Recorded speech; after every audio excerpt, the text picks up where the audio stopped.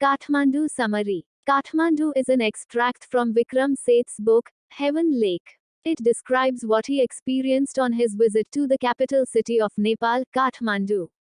In his book, he describes his long journey from China to India by crossing Tibet and Nepal. This travelogue provides the readers an insight into his trip to Kathmandu and how he feels about visiting the city. During his stay, he visits two temples in the city, which are sacred to Hindus and Bauddha. The first temple is a pilgrimage of Hindus, the Pashupatinath temple, which allows the entry of Hindu devotees only.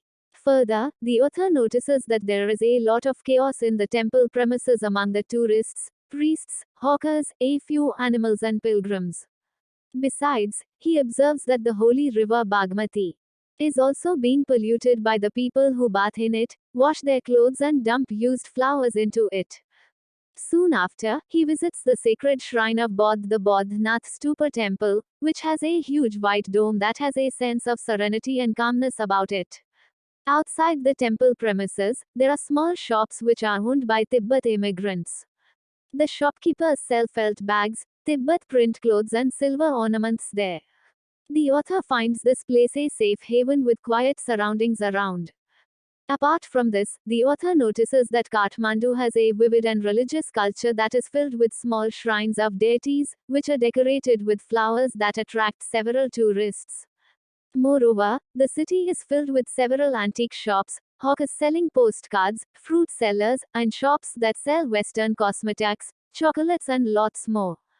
Nonetheless, the city has noisy surroundings where film songs are played loudly on radios, car sounds, and roadside vendors, etc. Ram buys a mazapan bar, a corn on the cob that is glazed with spicy masala, and drinks some cold drinks to digest the food. He also reads a few books such as love story comics and Reader's Digest. Soon after his adventurous trip in Kathmandu, he plans to return to Delhi via a bus and train journey to Patna.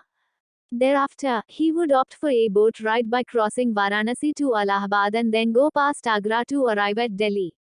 Finally, he realizes that this would be too tiring for him, so he books a Nepal Airlines return ticket to Delhi. Meanwhile, he observes a flute seller near his hotel who has a pole with several flutes attached to it. The flute seller continues playing his flute melodiously to different tunes.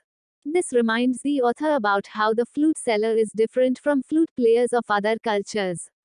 Although he doesn't scream like other hawkers to attract customers, rather he plays the instrument thoughtfully.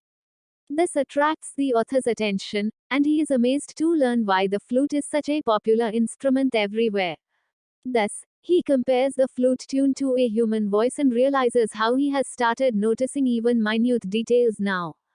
Conclusion of Kathmandu. The chapter Kathmandu teaches students that we should maintain serenity and have a pure mind while visiting holy places so that we can have thoughtful ideas and act responsibly.